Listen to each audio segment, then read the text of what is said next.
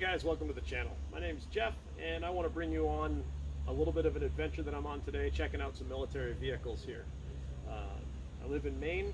I have a very unique opportunity and access to military vehicles that most people would not have access to, and I wanted to share that with you guys.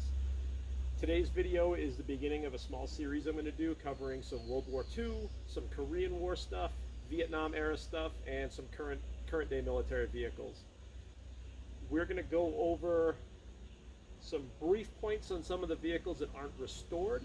Some of the vehicles I have are absolute factory class representations of what you would see rolling out of the factory when they were new. I do want to point out that just because I've showed you something on a vehicle doesn't mean that this Jeep or this truck is 100% correct, but it also doesn't mean that your Jeep is wrong. We've done a lot of research into the information that I'm going to give you. The owner of the vehicles has done extensive research during the restorations, and this is what we believe to be the most correct stuff we can find. Some of these vehicles have been entered into MVPA shows and been judged by the MVPA and gotten very high scores in the factory class. Other vehicles are restored and used for trail riding, or believe it or not, daily driver use, or as the half track here, like a barn find, like it would have been if you had just rolled it out of a barn 50 years later after it was built. So welcome, enjoy the show, and like, share, subscribe. I'm just starting off my channel and this is one of my first videos, so we'll see how it goes. Thank you. All right, today I'm going to be going over a 1942 Ford GPW. The serial number on this Jeep is 89592. The build date was December 24th of 1942. This was a factory class restoration that was entered into an MVPA show and judged by the MVPA. I will let you know the score at some point here.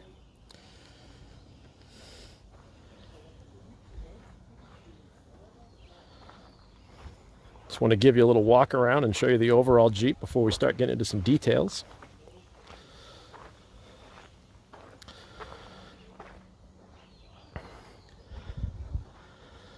We lucked out. We've had a rainy week here up in Maine, and we actually got some sun for the first time today, which is the day we had planned on doing these videos, so this worked out pretty well.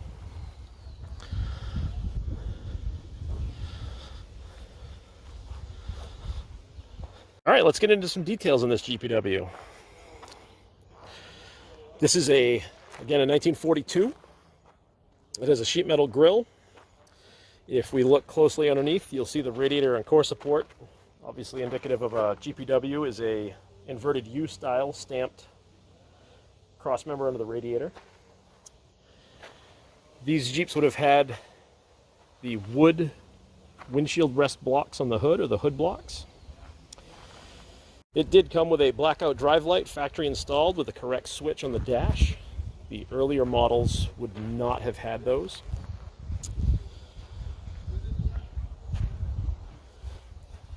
The side body steps are in Ford fashion. They are spot welded to the body, and they have no tabs.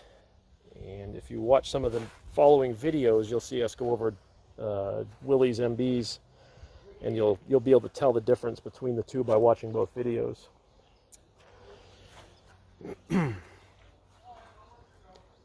This Jeep has hand wipers. It was not equipped from the factory with the vacuum wipers that you may see on later models.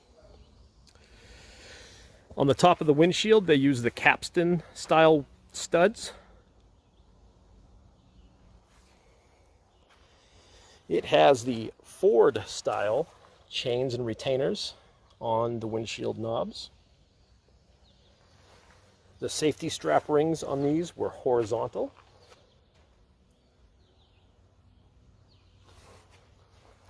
They should have a full plastic green steering wheel. They did not come from the factory with a keyed ignition switch. They do have a driver's side mounted fire extinguisher. The clutch pedal has a radius on it. It's cast. The shift levers on these are actually tapered on a Ford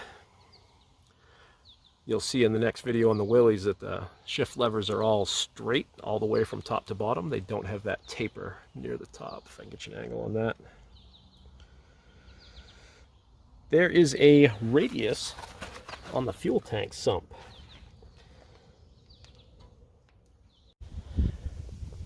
These Jeeps have the large fuel filler neck on them. These Jeeps also have, obviously because they're Ford, they have Ford style footrests.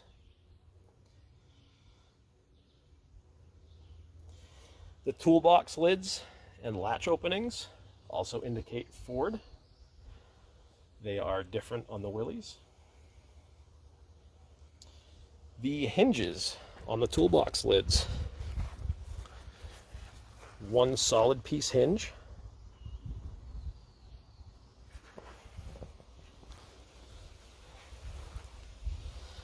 These Jeeps would have come from the factory with a fuel can bracket.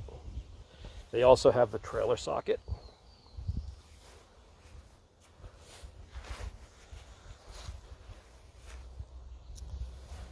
It has a lock, a keyed lock on the spare tire holder.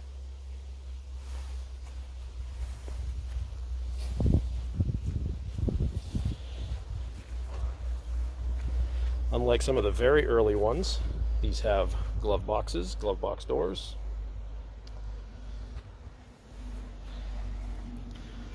The wheels on these Jeeps, two-piece combat wheels bolt together. They have the white highlighting on the warning tags on the wheels. They're also equipped from the factory with a 616 Firestone tire.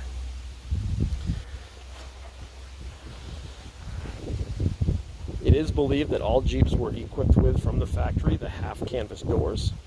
I'm going to take a couple seconds, pop open the hood, and we'll go over some underhood details.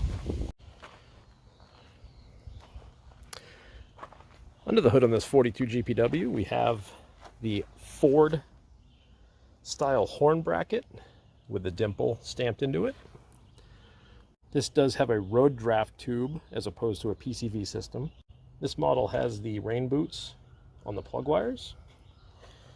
It also has the 40 amp charging system, canister style air cleaners. The only two things that are additional on this Jeep are the addition of the rope, which would not have been there from the factory, as well as the license plate on the rear.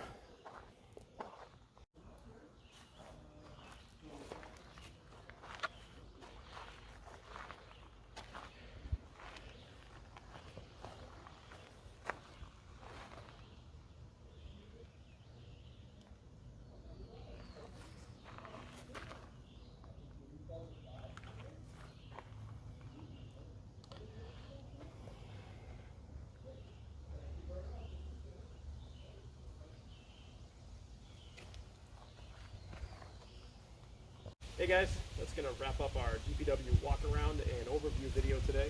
If there's a detail of the Jeep that you have a question about, or you want to see more detail of, either via pictures or more video, leave a comment and let me know what you'd like to see, and I'll try to do my best to either follow up and do more information on certain aspects of the Jeep. Thank you for watching. Again, like, share, subscribe. Thank you for helping me get my channel going.